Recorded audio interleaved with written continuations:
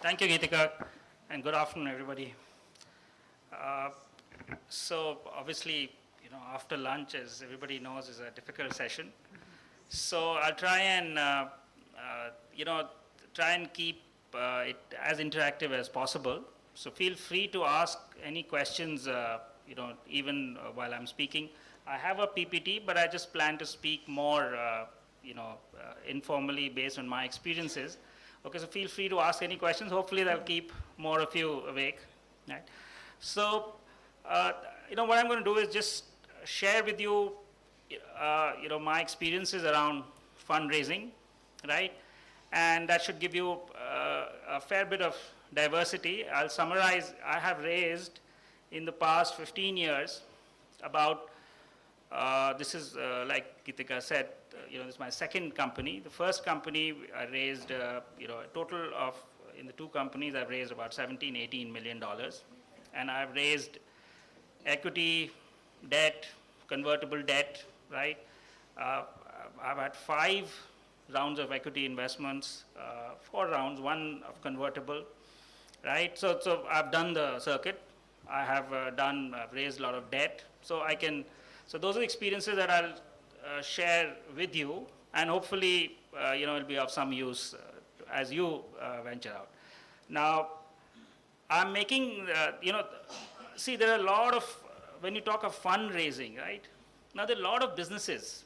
You look around you, businesses like Microsoft or Reliance or even Infosys, right? They never actually raised funding in the traditional way that we understand that we're going to talk about here, right? So it's not that you have to raise funding, right? You can build up the company like Infosys. The first 10 years, they took 10 years to reach, I think, $1 million of revenue. But then after that, they never needed capital, right? And similarly, Microsoft started as a services company. They made a lot of money in the beginning, and then it grew too well for them to need any money, right? So there are lots and lots of examples of that, right? I think a lot of discussions that, a lot of things that I'm going to talk about, and I suspect a lot of other, people talked about in the morning and even after, is focused on this venture capital, the VC type of funding, right?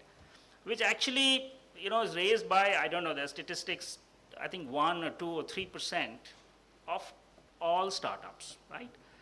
So so that's a percentage of companies that get funded, right? So there's no rule saying you have to raise venture capital, right? Of course, if you raise venture capital, it gives you more money, it gives you, opportunity to expand faster, right? But there are all kinds of companies, every kind of company not suited for raising venture capital, and I'll talk a little bit about that, right? First, I passed out of IIM Calcutta in '95. I joined, I had an interest in finance, right? Of course, at that time when you're an MBA student, your interests are driven by a few books that you may have read or a few people you have spoken to. You really have no understanding of what it really means, and that was the case for me. So, I joined a finance company, SRF Finance, that got bought by GE Capital.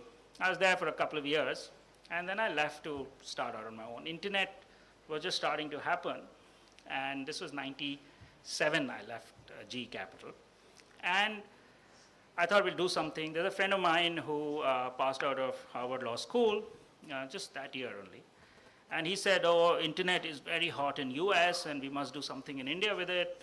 That time Hotmail had just been launched, and Amazon was coming up, and Netscape and all, obviously by then already quite valuable. So we said, okay, let's do something about it, right? And we started working. I mean, I'm a commerce graduate, so I don't know much about technology. So we were trying to figure out what to do and all of that. So, and then '97, I remember '98.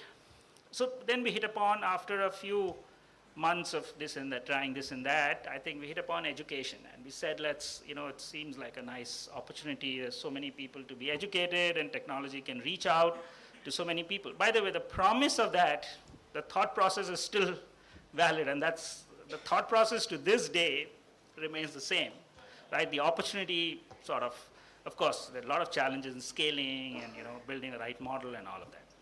So then, we spent a year doing some miscellaneous stuff, and then we said, okay, we'll do education.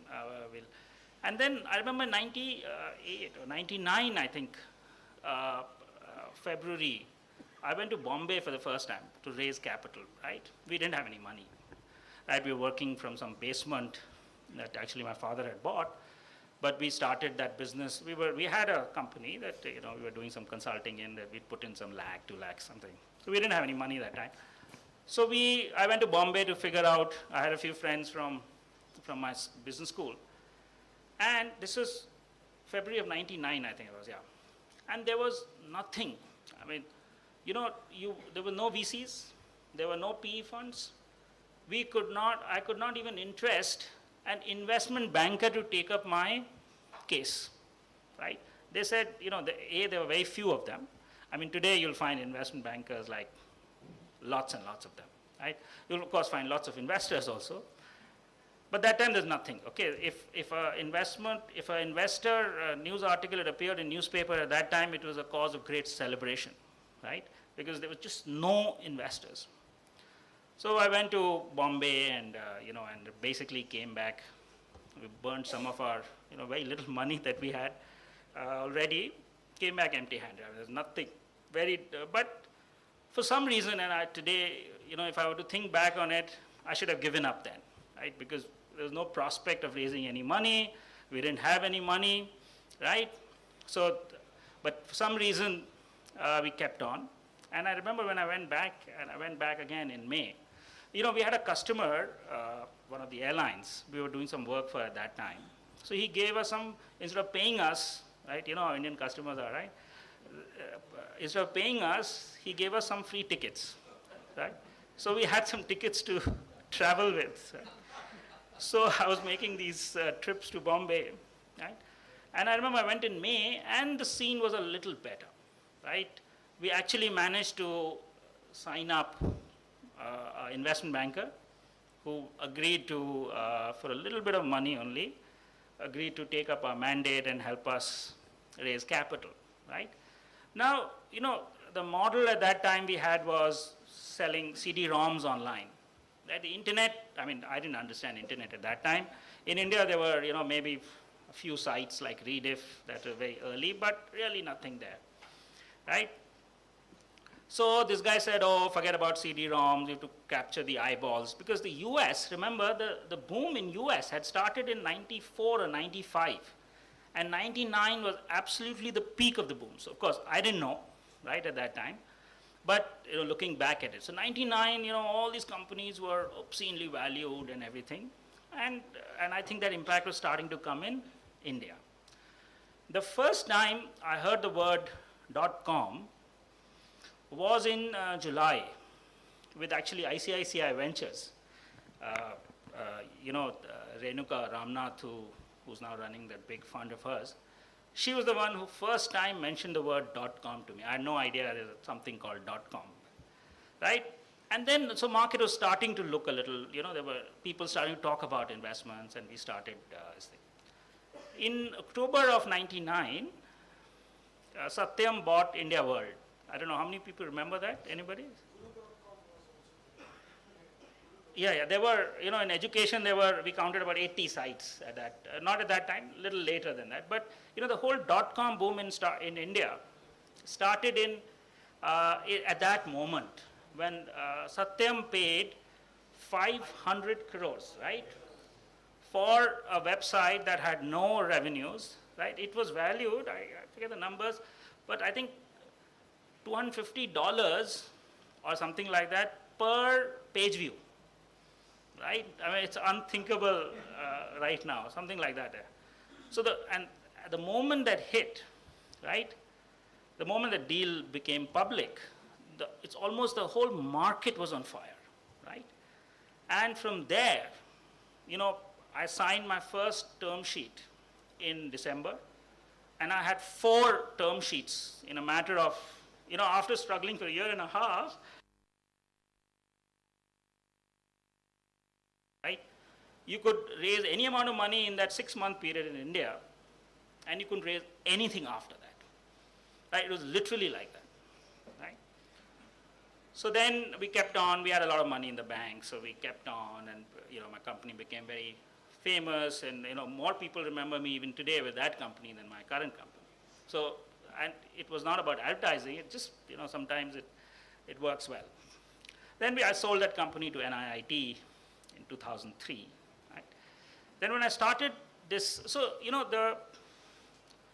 always the thought in that company, the first company, because I had no money, right, was to raise capital, right? And raising equity capital means, you get a strong partner, which means you may not be the owner, you won't be the owner, right? Which means you have to exit the company because the investors look for returns, right? So that trade-off, I think, was intellectually clear to me, but when I had to sell the company for the first time, it was quite a hard thing. It's something, you begin to own that thing so much, right? It becomes like a baby, your baby, right? And then selling it is quite hard, right? So first time I went through it, it wasn't easy. But it had to be done, right? There's no other way, right? This company, so, because I had, it was quite a difficult time selling the company, it was emotionally quite difficult. So this company, I thought now I'd made some money, so I thought let me try and build it by myself, right? So, and then at least build it for a longer period of time myself, right? And I built it, I went 3-4 years without raising capital. But then I realized that, I wasn't happy growing at 20-30%, right? I wanted to make a company that, would be big, and if that meant that I had to raise capital and exit, I was okay with that, right? So then over the past 3-4 years, I first raised convertible. First I raised debt, right? Now I built up some assets, right? Because I'd made some money, so I built up some assets. Now, raised debt means you need security, right? You'll get very little debt without security, right? You need a building or something or the other that banks can keep as collateral, right? So I raised some debt, then I raised some convertible debt, then I've raised equity, right? So I've done 2 rounds of equity, and I've raised several rounds of debt, and now, the company is growing, and it's tough time, but we're okay.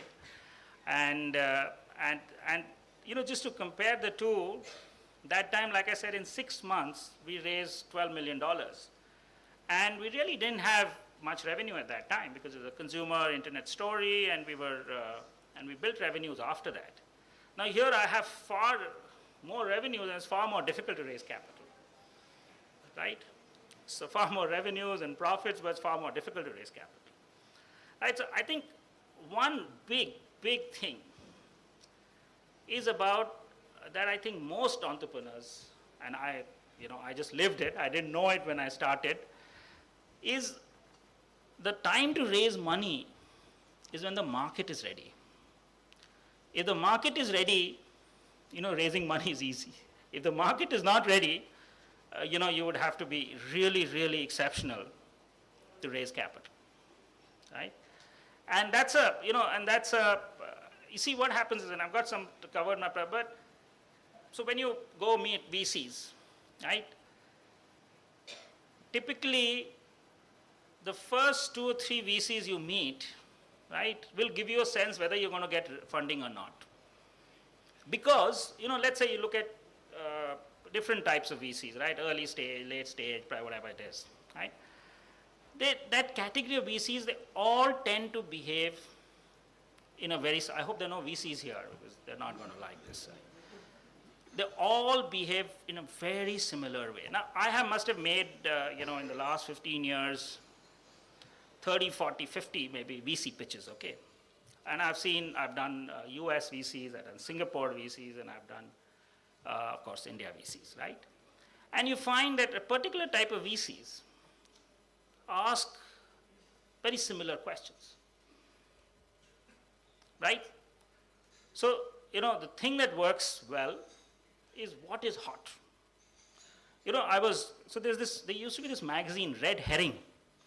I don't know if anybody remembers. So it's a very famous technology magazine, especially in the dot-com days, it was very, very, it used to be sort of a Bible, every tech executive swore by. So their editor, Jason Pontin, who actually is now editor of a very nice another magazine, MIT Technology Review, he was here in India, this was in 2000 or something.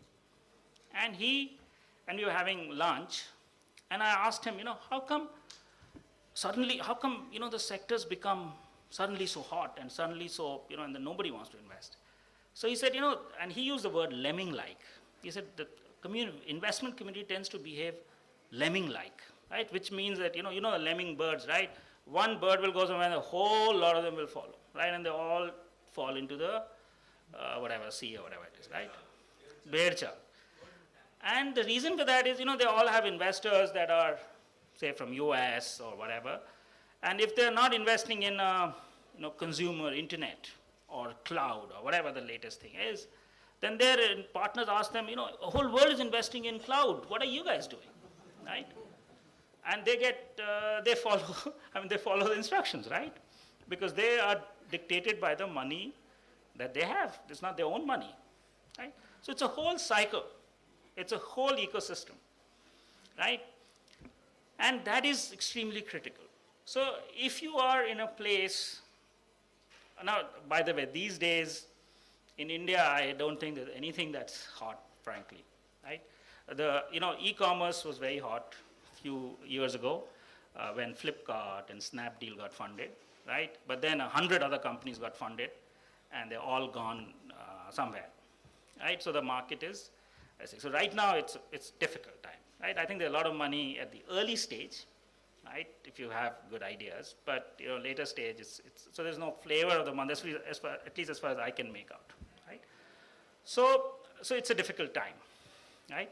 So the thing is to find, and what happens sometimes, your own business, right? So for example, I started my earlier business, eGurukul, which was about providing effectively tuitions. 2 students of classes 9 through 12. So we had maths and science online, right? And the students could subscribe to it, right? So we started, when I didn't have any money and we were sitting and doing it here, so we started with having CD-ROMs, right? We said we will sell CD-ROMs online because the internet, those were the days when VSNL, how many people remember using a VSNL connection, right? Where you had to go for a long time and then it would connect and get a lousy, so those were the days, right? So you couldn't hope to do anything online, right? So we said, okay, people come online, there'll be a web page, they can buy a CD, customized CD, and we'll deliver it, great material, all of that stuff, right? But then, as we started talking about to VCs, now they said CDs are, ancient, that's old model, right? You've got to do eyeballs, right? You've got to, somebody put it very nicely, learning eyeballs for this part of the world, something like that. So it has to be a big word, right? And so we said, okay, we will create eyeball, and we wanted the money, right? So we went from having eyeball, which is really traffic. So the business model in my earlier company, in about 9 or 12 months, it went from eyeballs to registered user, to page views. So no, visitors to page views, so, how many visitors are there? How many pages are they seeing? Are they registering, right? Then to revenue, and then to profit. So ultimately, it came down to the bottom line, right? I think every month the criteria was changing, right? Because ultimately, page views, and that is a flaky concept, right? It's difficult to monetize, right? I mean, if you're in a boom, fine, but it's not fundamental. So I think one lesson I learned was that you have to be fundamentally true to your business, right? Don't create a business for investment, right? Just because a segment is hot, or or you're going to get money on it, don't change the business model for that. It doesn't work, right? It's very nice. I rode that wave, and every newspaper covered it, and TV, and it was great, right? I got into big lunches and this and that, but ultimately, making a business was tough, right? So that's one thing I really, really learned. And I made sure from day one in this company, at least, we were focusing on revenue and profits, right? I mean, nothing else, right? So, any questions? Yeah. Just thought you just contradicted yourself. Yeah. You started by saying that it is difficult to raise money when that thing is not hot. That's right. You just said that don't change your business plan, don't change your concept if the market is not, if even if the market is hot in that area, just because of that. So I'm not getting. So see, it's very What clear. I'm looking for is, yeah. if I can put my point of view, that I'm sitting in this session, I'm looking for somebody who can tell me, as an entrepreneur, I have an idea. I think I have a vision. I think I can, do this. I go to a person who has the money, who may not have the vision, but he has the money. So how do I convince to that person who has the money, whether it's an angel investor, VC, I don't care, somebody who can listen to my idea, and he then says, here is the check, or here is your term sheet. Yeah. So I'm not getting that from you at the moment. So you see, So now, what do we do when we have an idea? if I could give you a straight answer, I would be a billionaire by now, right? Well, you are already probably in rupees. The point is, no, sorry. I mean, more seriously, I don't think there are any easy answers, right? The simple thing is, yes, it helps a lot if you're in the right space, right, that they like, but you need to have the right model, right? For example, I don't know, if you go, I remember in 2000, right? Now there is this, every company, just before 2000, the boom in stock market, I don't know, anybody here follow stock markets? Right? Okay, so I don't know if you remember, but in, I think, Feb of 2000, when the stock market hit the peak at that time, the top two companies were Wipro and Infosys, right? So IT was hot, right? .com boom for the stock market. There were no .com companies, internet companies listed on the stock market. That met technology, right? And Wipro and Infosys were like really hot, right? So every company, started adding soft tech, infotech to their names and coming out with public issues, right? And they rode on the wave, right? So some of them may have raised capital, but did they make a business? No. Do you want to be in that position? I suggest no, right? But yeah, if you're in Infosys, you're already doing good business, and ability to raise capital improves your business model, then that's great, right?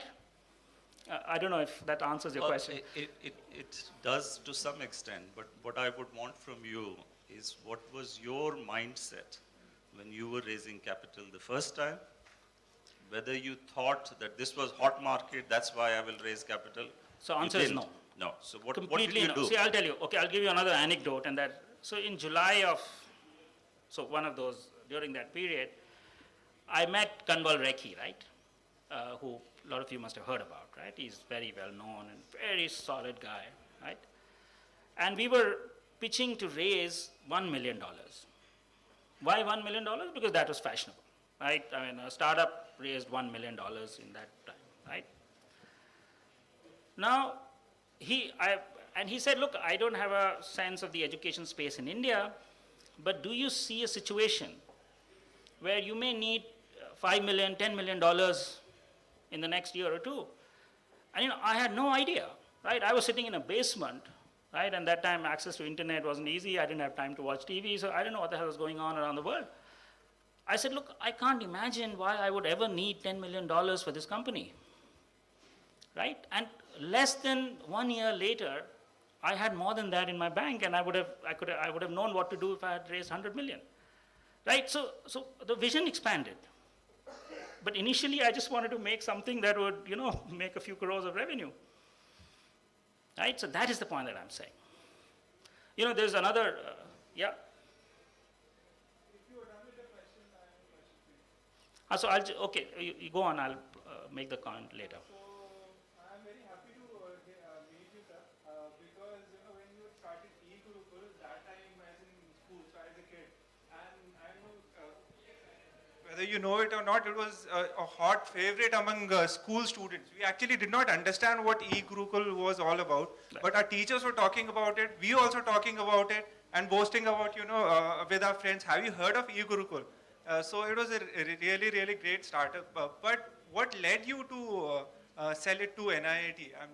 No, like I said, you see, when you raise external capital. So it's like this, right?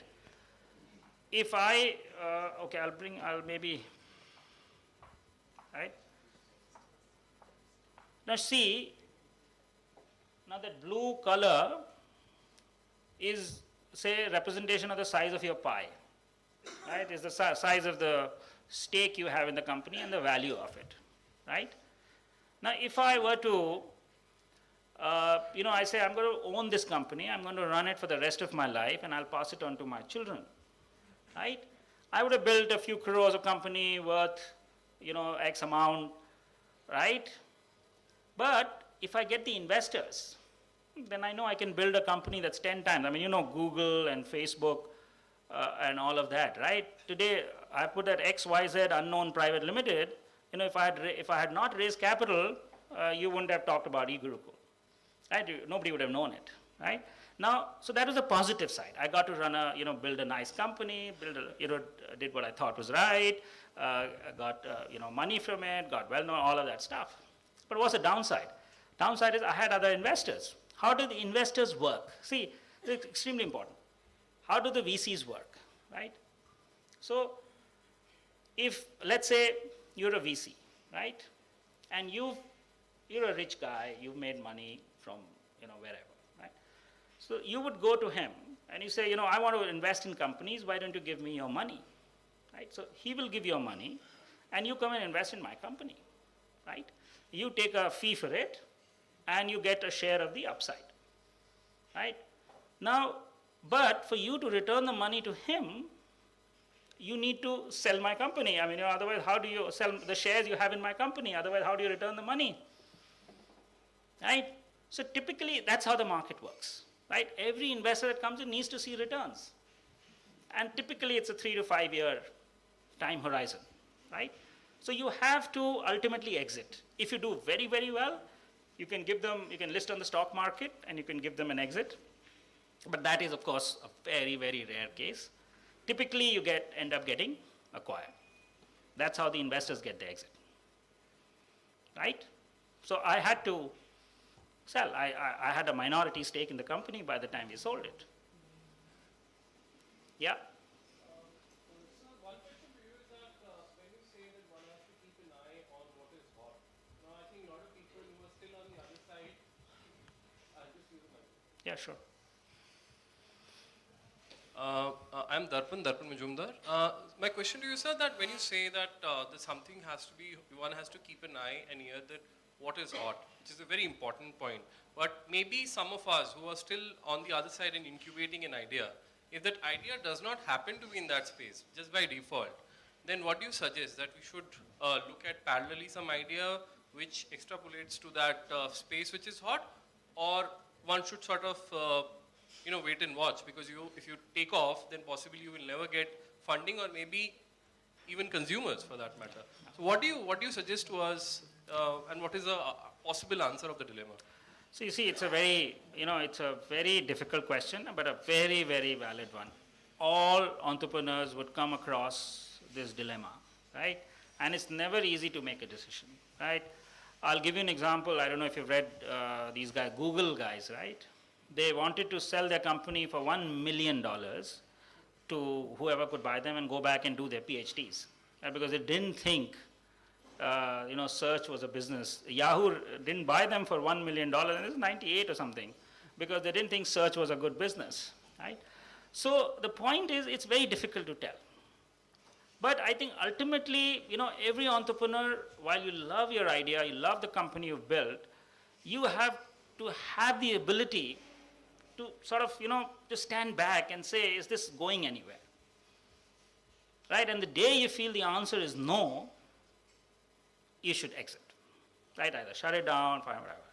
Because, see, entrepreneurship is tough, right? I mean, it's, there are a lot of very romantic notions of entrepreneurship, right? But, equally the fact, if you succeed, it's very romantic and there's nothing in the world that's better. But if you don't succeed, as my friend put it, it's crazy you have to work so hard not to make money, right?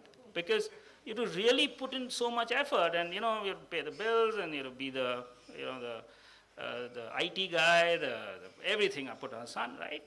It's tough. So you have to have conviction of what you're doing. And the day you lose that conviction, you've lost the plot.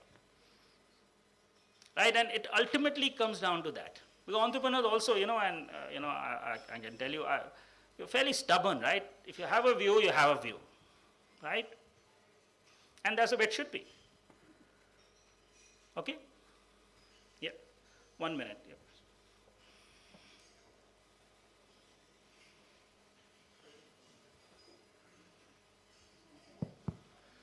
Since you've had a pretty exciting voyage across so many cities and now continents to raise funds, in your various pitches, I think you've already done a half century, as you said, 30, 40, 50, you lost count. Must have, yeah. Oh yeah, what do you think chiefly are the main attractants for a potential investor? What do you think are the top 5 main, turn-ons for them? See, there's only one objective, right? I mean, what would that objective be? They want to make money, right? Like you, they want to make money, right? That is the starting point. Now the question is, how do they evaluate whether you're going to help them make money or not? Right? That's what they're evaluating, end of the day. And therefore, can your business succeed? Right? And, you would have heard this in the morning. I think Deep was speaking about the team and all of that, right? So team in the startup stage is a huge factor, right? So there is the slide I have, I don't want to, So basically we can answer these 5, 6 questions. What is the problem you're solving? How large is the opportunity, right? If you're going to do a 20 crore opportunity, nobody will be interested, right? The market you have, for typical VC type of funding, you have to talk about 1,000 crore market, right? How will you reach out? See, especially in a consumer market, even in a B2B market. So there are 2 truths, life truths, right? Business to business and business to consumer, right? You have to decide what you want to do. And in both cases, reaching out to customers is the key, right? I mean, you may have a great product, you can't sell it, it's difficult. Consumer these days is easier, internet and all, I mean, if you have an online product, but it's challenging. And can you do it profitably? How much money will you make? And then how will you give them exit? Right? The bigger the scale, the better the exit.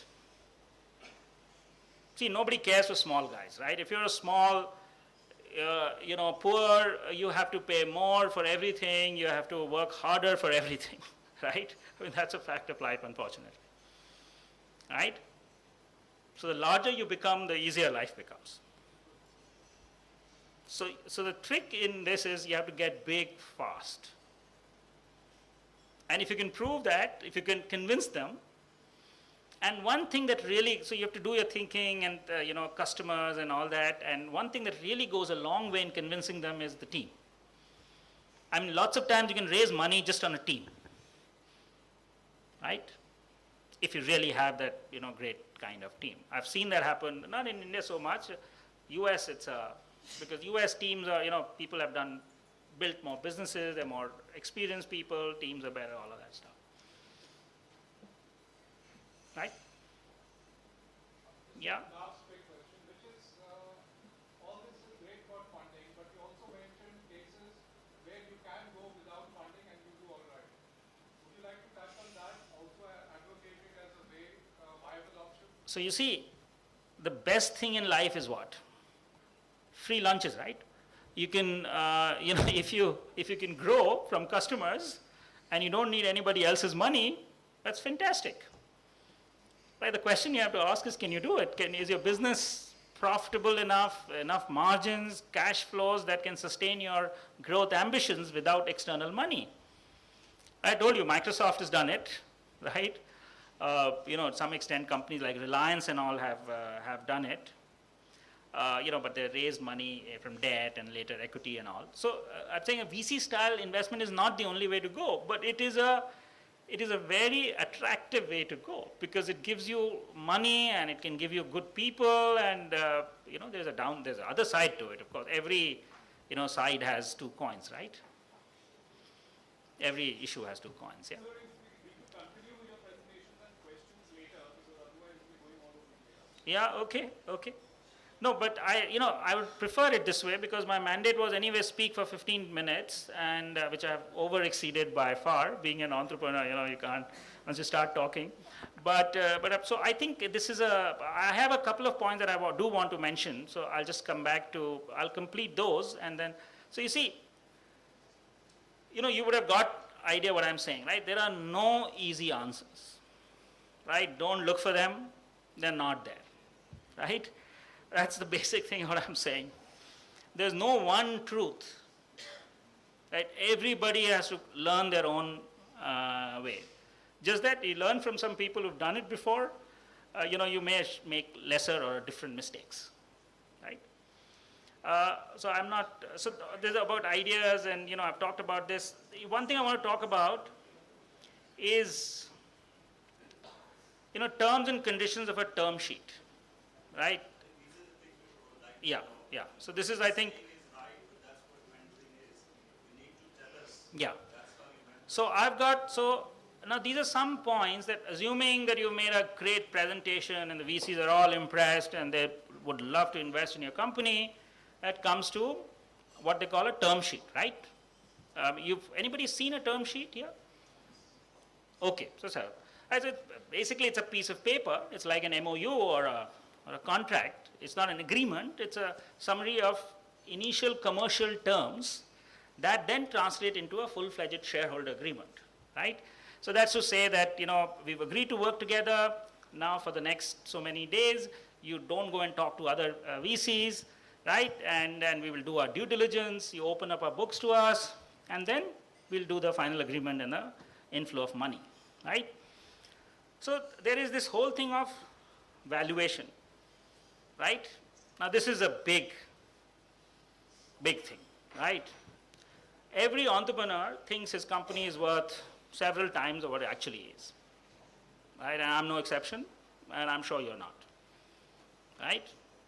So the value of the company, I have, after a lot of hard knocks, convinced myself is what a buyer is willing to pay, right? If you need money, you go into the market and you do the best you can.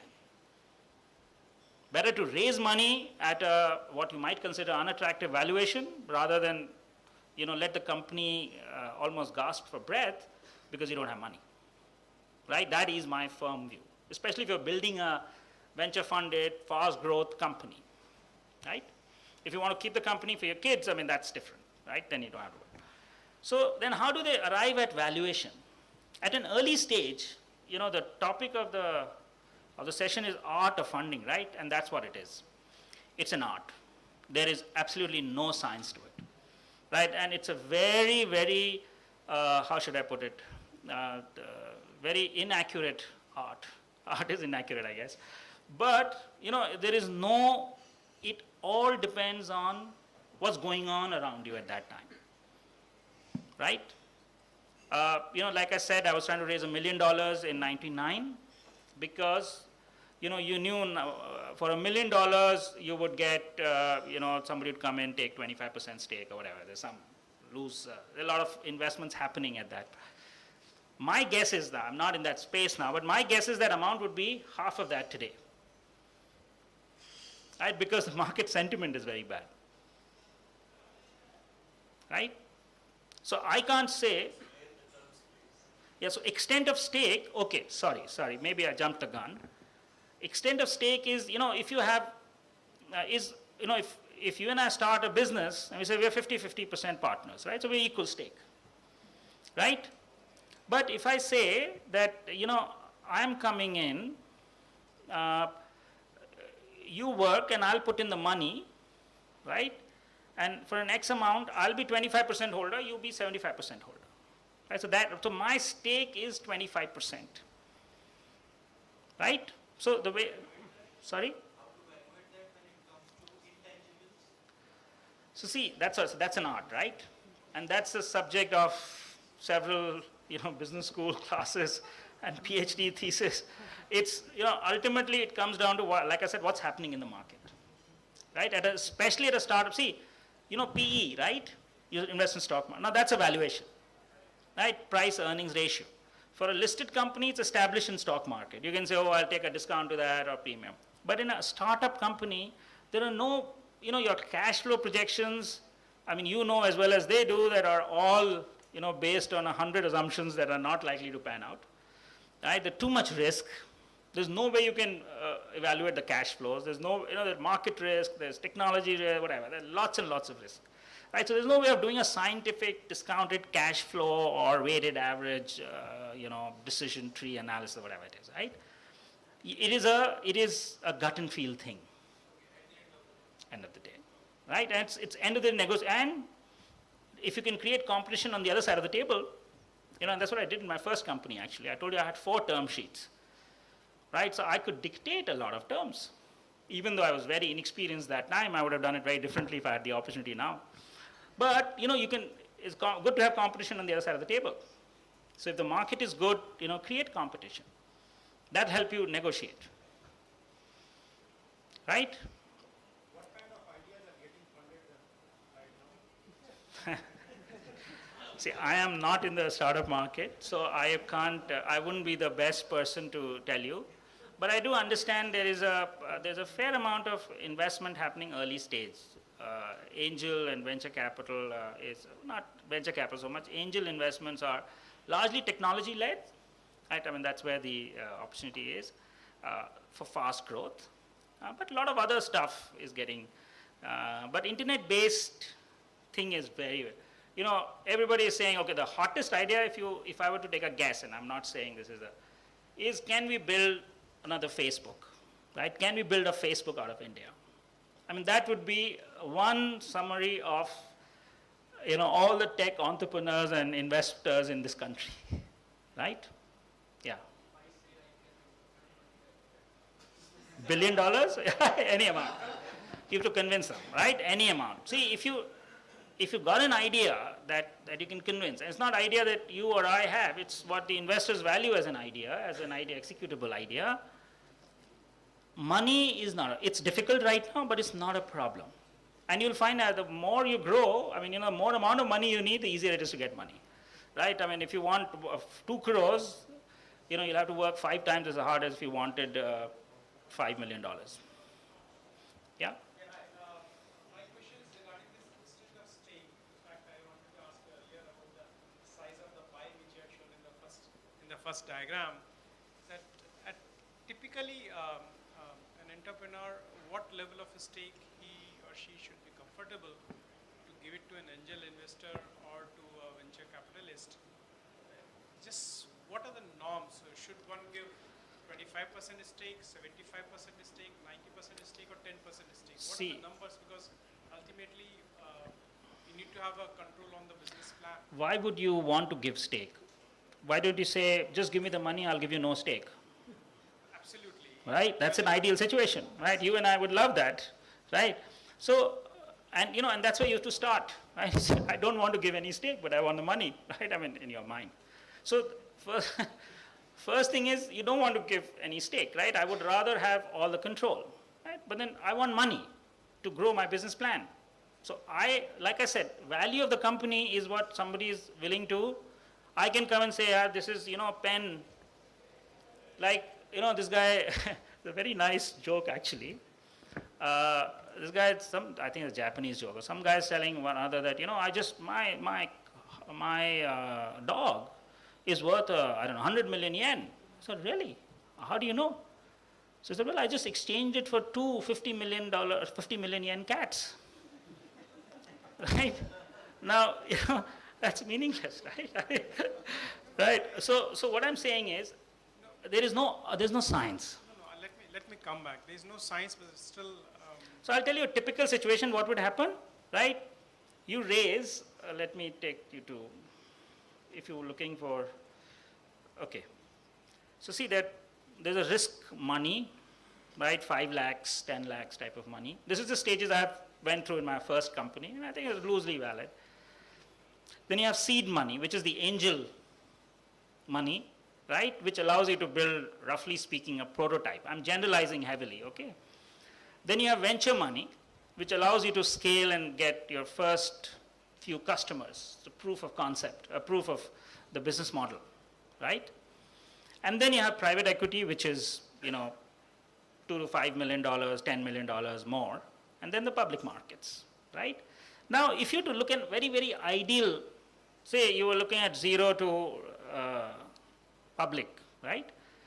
So you would have, typically risk money is your own money, so that's your stake, so you don't dilute for that. For a seed money, 20 to 50 is low. I mean, these days I think it's a little higher, maybe 1 crore, sometimes even 2 crores. You would end up diluting maybe 20, 30%, right? Then for venture, you will dilute another 25 to 30%. So you're down about 50%. And then, depending on how you're doing, you can raise $10 million at 10% if you're really doing well. And then you raise, $100 million at 20% dilution. So you can have a $1 billion company and you have a 30% stake, you're worth 300 million. Sounds good? Okay, yeah. You mentioned the financial projections are real numbers. Mentioned, people don't take it seriously. Then why should it be a part of a business plan? So, yeah. Since should be intelligent, you have to really read through it. So you see, as they say, what is it? This guy in Kotak ad, planning, was it? Failing to plan is planning to fail, right? Now that doesn't mean your plans are going to be exact, but what planning does is it helps your thought process. What VCs are looking for is the logic of your plan. The assumptions are untested, right? And they understand that. But have you thought it through? Are you the person who's scientific and bold in your approach? Do you have a good thought process, right? So it's true that at an early stage, no plan will ever come true, right?